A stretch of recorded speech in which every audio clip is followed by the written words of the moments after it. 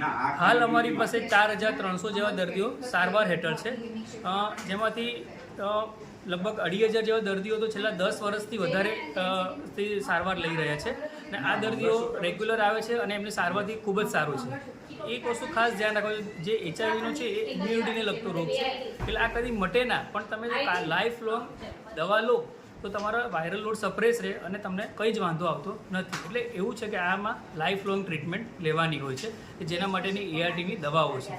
દર વર્ષે હમણાં છેલ્લા 1-2 વર્ષથી છેલ્લા દર મહિને 30 જેટલા દર્દીઓ નવા નોંધાઈ રહ્યા છે, જે પહેલાં 50 થી 60 જેવા હતા. એટલે અત્યારે ધીરે ધીરે આ સંખ્યા સરકારના પ્રયાસોથી ઓછી થઈ રહી છે. દરેક દર્દીનું જો તપાસ કરાવવી હોય તો વોલેન્ટરી કરાવવા માંગતો તો વિના મૂલ્યે કોઈપણ જાતના ખર્ચ વગર ફ્રીમાં કરવામાં આવે છે. અને જો આ દર્દી પોઝિટિવ આવે તો પછી એનો OPD નંબર 26માં જે ART સેન્ટર કહેવાય છે તેમાં દર્દીને કોઈપણ જાતના ખર્ચ વગર બધી જ તપાસ અને એના જે ARTનો જે વાયરલ લોડ, બીજા બધા રિપોર્ટ અને દવા બધું જ ફ્રીમાં એકદમ વિના મૂલ્યે આપવામાં આવે છે.